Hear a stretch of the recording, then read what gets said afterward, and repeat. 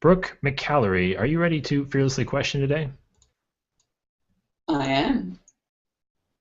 You seemed a little unsure. Are we? You good? Yeah, you think so? We're good? Yeah. I'm good. I'm good. I'm just waking up. It's okay. Okay. I'm Yeah, all that's good right. to go. So I should say good morning to you. It's good afternoon here. First international guest on the show. So congratulations for being. I hand out. I don't know if you're familiar. You probably don't know this, but I hand out fake awards. It seems like on a weekly basis now. But you would definitely win the award of most dedicated guest because it's from my gorilla math 5:30 in the morning there, and that's. I mean, I don't know if I get up at 5:30 for you. So thank you for being so nice. It's good to be here.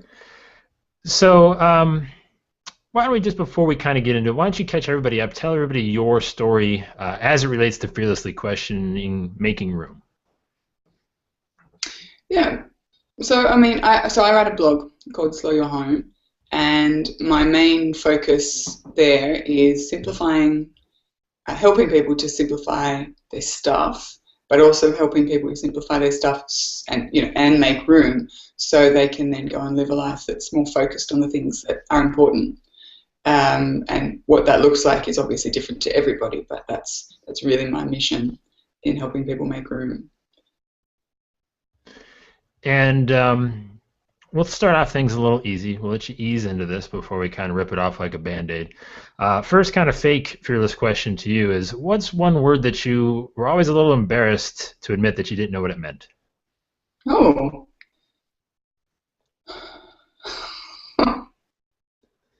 that's a good one. I don't know. I'm a word nerd. If ever I don't know a word, I So will I picked the wrong person to ask this question to, is what you're telling me. thesaurus. All right. We're off to a good start.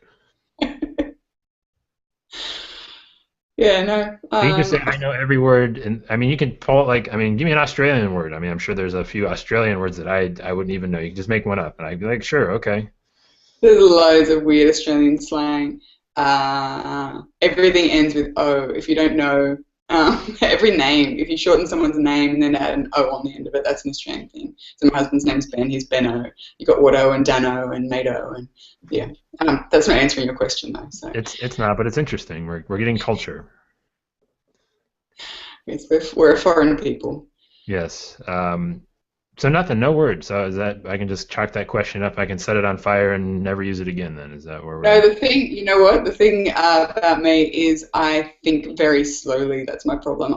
In 15 minutes, I'll think of something, but I'm All right, actually so quite a we'll pause the question. We'll let you come back to it. You can interrupt me no matter what point we are on the show. You can say, Joey, I've got your word, and you can disrupt the show. excellent. Um, So getting right into it, then I will ask this. The first real fearless question then to you is, um, how can we make sure simplicity doesn't stunt our growth? It's a really good question. And I think it's a matter of two things. First, going into simplifying, understanding why you're doing it. I think if you don't know why you're removing all this stuff to get to the core of it. If you don't know your why, it's really easy for the whole process to just be about the process, and then you never progress beyond decluttering and making room. So I always encourage people to figure out what is driving them to make room and what are they making room for. I think doing that is the first part. And the second part is I don't believe that it's all about stuff. I mean, I guess it's kind of different side of the same answer, but if you don't understand what it is that you're doing it for, you can get stuck in the middle of stuff. And to me, a simple life is not about stuff at all. But people get caught up in the idea of maybe owning 100 items as hardcore minimalists, or living out of a backpack or whatever it is.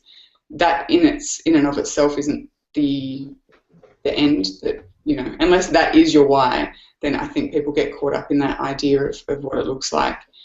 So yeah, know what it is that you're trying to get to, and that I think that helps people then move forward through the process of simplifying and not getting sort of stuck and stunted. Well, and you brought up a good point because it's stuff is probably like what 10% of the battle or whatever. I'm sure there's an actual legitimate number, but it's actually more probably about the people and relationships and things like that, where you have to politely tell people that you don't like them anymore or something like that. How does that work? Because I mean, that seems to be, if I had to say like that's my biggest challenge, that would probably be it. Yeah, I mean, part of it is just life and iterations of life. I think as we grow up and we grow more worldly or maybe more narrow-minded, some people, but it's difficult because I help a lot of people work through the process, and a lot of them come to that realization that there are people and relationships and groups of friends or acquaintances that aren't doing them any positive service at all. They can be the stuff that is keeping them, where they are. And again, if you have a good idea of what it is that you're heading towards, it can be easier to say to yourself or to them if you're, gutsy. I'm not particularly, but I would suggest to people to just say, this is the direction my life is heading in, and either you're with me or maybe we could just give our relationship some room and we can come back later if that's the way we want to go. Just give them the "it's not you, it's me" speech, and it's worked for centuries. Yeah. So okay. And so basically, what you're telling me is that kid I went to elementary school with that is trying to find me on Facebook, I probably don't need to deal with him anymore, huh? Yeah, I'm going to say he's probably relationship clutter. Okay. Now, because obviously these are real people and you just can't like throw them out in the garbage. Obviously, some of these people maybe play a more significant role in your life, like family.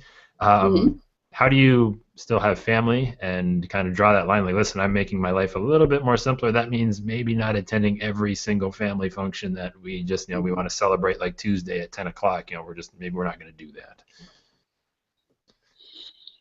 That's another thing that I come across a lot, particularly in the beginning stages. I find people will have maybe a partner or parents who are really hesitant to accept the changes that they're making. They might start by decluttering their wardrobe or, starting working on the house. And, for example, their spouse might say, but, this is my stuff and I don't want you touching it and this is how I like it.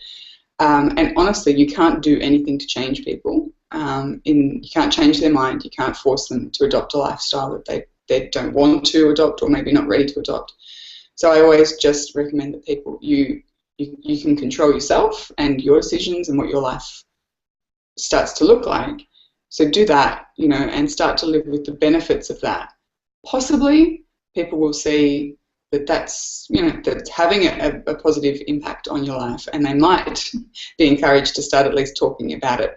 But I honestly don't think there's one right way to do life. So I think going about it in an egotistical kind of way and saying that this is right and you're wrong and now I know better is not going to win you any friends. So I just encourage people to start with themselves, and there's ripples from changes and actions that you make. There are ripples. They might not be very big or they might not have much of an impact, but people start to notice. And then it just becomes a matter of respect. If the people that you're talking about who are celebrating at 10 a.m. on a Tuesday don't respect the fact that you might have something else that you want to be doing at that time, or even nothing, that's kind of, after a while, that becomes their problem and not yours, as long as you're respectful about it yourself. So again, I just don't think that there's much you can do to change people's reactions. You can only change your own. One thing that you said that I kind of fell into by accident, and I think it's awesome, the simplifying of the wardrobe. I just, for whatever reason, when I'm not dressed up for such occasions as being on camera, but it's like, just black t-shirt and a pair of khaki shorts. It just happened by accident. It's like, I'm tired. Like, why am I picking out like laundry to do that? I sit in my house all day by myself. It's like, who am I trying to impress? Like, and so I mean that, and also I've mentioned this on the show before. One of my lifetime goals is to be like a real life cartoon character where I get to wear the same thing every day. I mean, how much can that go a long way to kind of putting you in the right mindset to start the day or whatever? It's huge, actually. It's a massive thing. Leo Babauta, for example, who is the writer behind Zen Habits, probably one of the first minimalism writers of modern modern age, I guess. He has That a sounded very uniform. fancy. That sounded very fancy. He's a very fancy man. He has like a uniform of jeans and a black t-shirt. That's it. And but that's a very intentional choice because he just doesn't have to think about it when he gets up in the morning. So it's one less. No, it sounds like such a silly thing to have to remove that decision of what to wear, but when you've got a wardrobe stuffed full of clothes and probably 20% of those clothes you actually wear, it can become a bit of an overwhelming decision. Yeah, so there is a whole subset of people in simple living, slow living movement who have minimal wardrobes. There's a woman named Courtney Carver who runs a project called Project 333, which is a challenge to have only 33 items in your wardrobe and use those 33 items for 3 months and see how you can make that work. And people who do it and who last the 3 months are pretty much converts for life after that because they have everything they wear, and it's just a matter of working out what they like, and then everything that's in their wardrobe, they know that it looks good, and it just takes that entire decision-making process out of your day. So it's definitely it goes a long way to putting you in the right headspace for the day. Yeah, and the only thing I have to work out is to somehow tell people like I have multiple items of these clothing, and I'm not like, because like I see my neighbors all the time, and I'm like, man, I'm wearing the same stuff. Like, do they think I don't change? I'm poor. Like, what? I mean, anyways, but I'll figure that out. If you have any hints, you can let me know. But something that I'm more interested in is how do we, I guess, what does something have to do to be important? It's a good. I mean, do you mean in terms of stuff or people or relationships or everything? I mean, like, obviously, there's certain character. I mean, because I guess my point is that if I want to ask the actual, just blunt question is can anything be important? It's like, I like to play video games, but that might fall under the not so minimalist type of category. But yet, I would kind of feel like it maybe in some realm is important to me. But is it really important? I mean, I think there's different levels of importance too, because obviously you've got people, your relationships, that sort of stuff is important. Something, maybe if you're passionate about something, that's important. Health is important, that kind of stuff. But then when it comes to actual life, my husband, he's a gamer too, so, his PS4 is important to him. Because he enjoys it. Yeah, we'll have to play sometime. You should. I'm a big Walking Dead fan, so I've just started collecting the comic books because I'm a nerd. That's not very minimalist, but it's something that I love, and I get a lot of enjoyment out of it. So I think there's important in high-level terms, which is people and relationships and health, that kind of stuff. But then there's things that I think if there's a William Morris quote about having nothing in your home that that is not beautiful or useful. I think if you can get those two things together, perfect. But I also add a third qualifier, which is meaningful. So comic books, meaningful. Games, useful, not specifically beautiful, but you enjoy doing them. So I think making room by getting rid of all the other stuff that isn't important or doesn't make you happy or doesn't spark joy or whatever it is means that there is room for those things, even if they're not technically important. Yeah. I'll accept that because you just basically told me I can play video games and not feel bad about myself for it. So I'm not going to go any further. I got the answer I wanted, and people can do what they want with that. We will go ahead and cut the action right here. We're going to let you take a break, towel off, and take a break from answering the questions. And now it's going to be your turn to ask the audience a fearless question of your own, something that you've kind of always wanted to know the answer to, but we're a little unsure of the response. What's that question? Oh. Probably two parts. One is selfish and one is about the audience. First, I would love to know what people think of minimalism when they hear the word minimalism or simple living, because I know it kind of gets a bit of a stick in the mud rap sometimes. People think it's quite stiff and restrictive. But the second question is about people who are listening, and it would be I would love to know what is important to them. you know, the high level stuff, but also the stuff like your, you know, their version of video games or comic books. So yeah, I'd like to know what's important to people.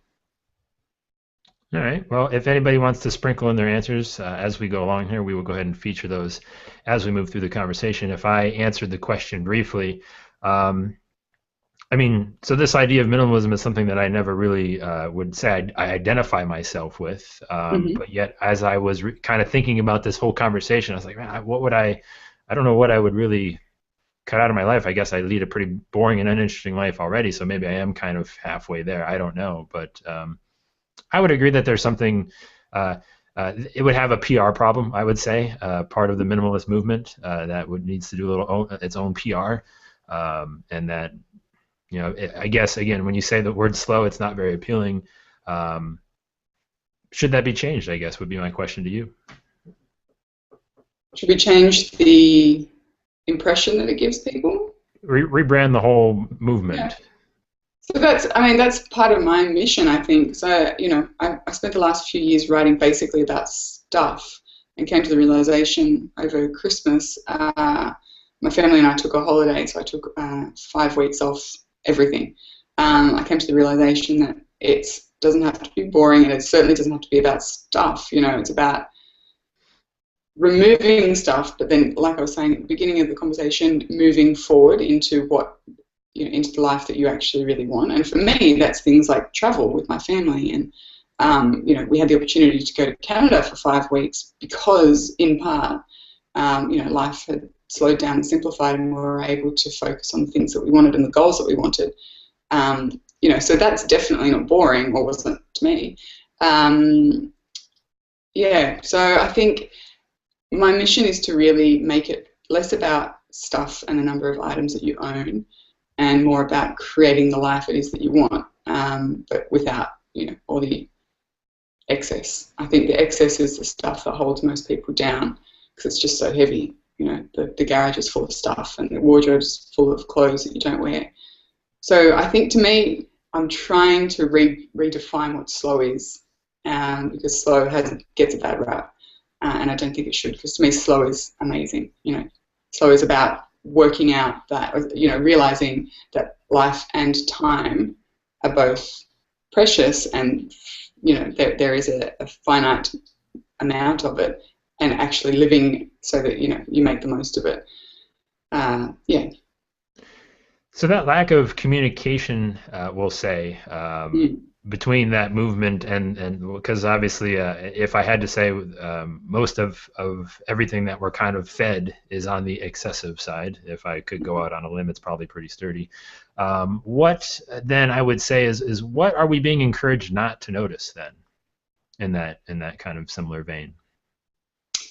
I think by being encouraged to buy, you know, and upgrade and, you know, stay on top of trends, it's so much easier to go with that flow, because that's what we're told to do, you know, by advertising and movies and, you know, lifestyle blogs and all that sort of stuff. It's much easier to do that than it is to question what life is meant to be about. And I just find so many people they come to me, or they discover my blog, or they discover some of my, you know, my friends' books and things like that, because they're just lost, they're frustrated, they're completely overwhelmed, and they get to that point where it's like either I go under or I do something about it. You know, I think everything is excessive now. The amount that people are, you know, switched on and connected is excessive. The amount that we eat is excessive. The amount that we try and cram into 24 hours is excessive. The amount of work we do is excessive. But it's easier to keep going than it is to stop, because stopping and slowing down and saying no, it's countercultural. You know, and having fewer clothes doesn't seem like a very bold countercultural move, but you know, you get pushback for it. My kids, for example, do one extracurricular activity. That's it, and you get pushback for that because, you know, you should be doing something every day, or, you know, you're holding them to a disadvantage, you know, by saying no. Yeah, so I think the reason we go with excess is because it's easier to keep going. The momentum is behind us to keep going. And I just really encourage people to stop and think and figure out what it is that's important. And one of my final fearless questions to you as we start to wrap up, this might take a little bit of explaining. I'll ask it kind of the way I've got it here first, and then if you say, Joey, I don't understand, you're fully within your rights to do so. So are we kind of ultimately searching for the best comfort zones that maybe should never go away?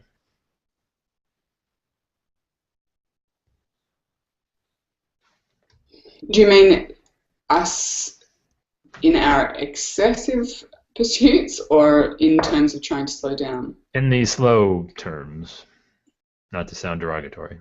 No. No, I don't think so. I think it's, No, okay, interesting. yeah, I mean, it depends.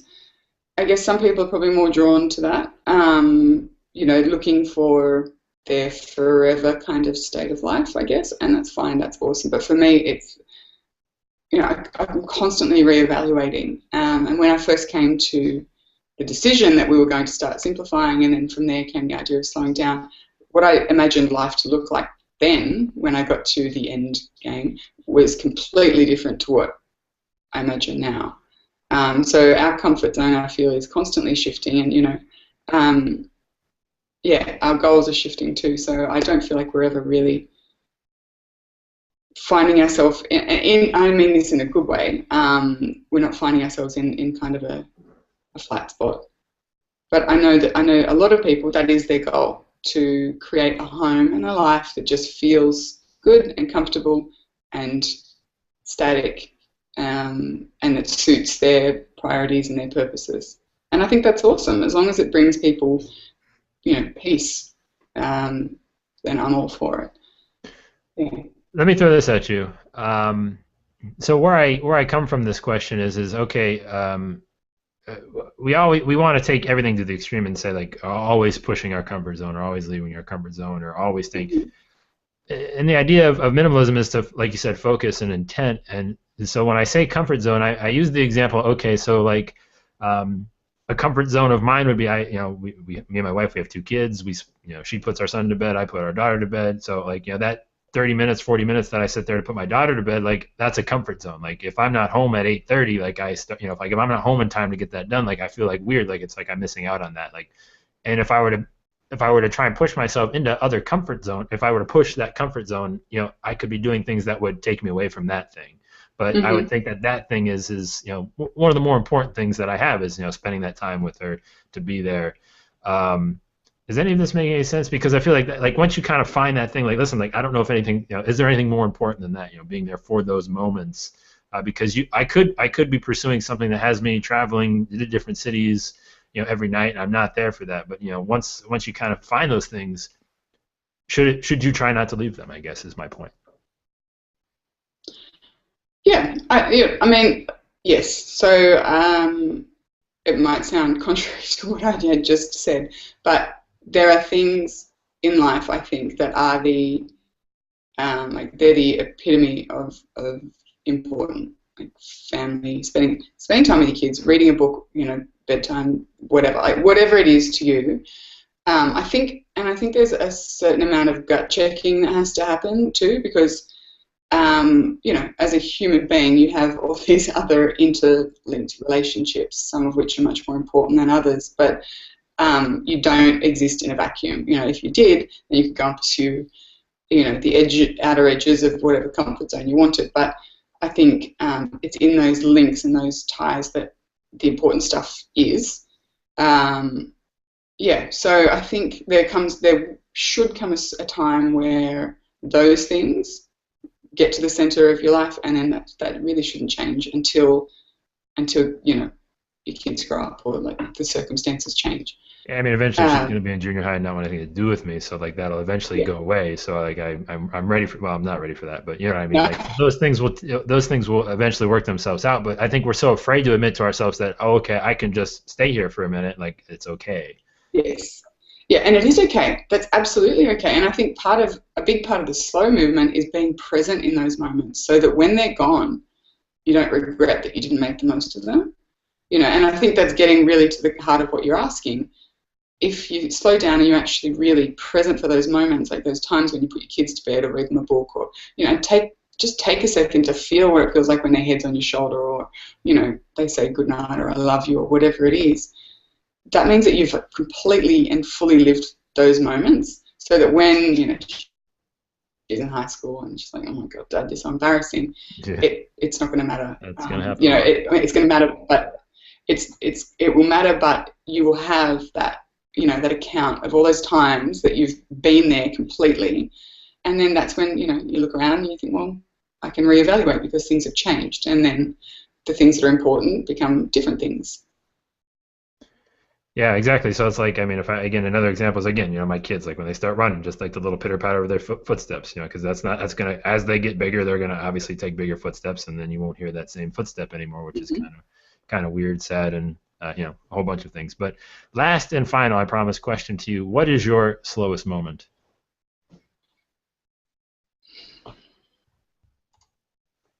My slowest moment ever? Or just in life? Do I take a moment of slowness, or? There are no rules. I'll let you interpret that however you want. Okay. There's a lot. I try and take a moment of slow every day. There's something that I do every day, actually, that I call single tasking, and it's just taking whatever task I'm doing at a given moment. So it's hanging out the laundry on the line outside on the clothesline. I immerse myself completely in that for about 2 minutes.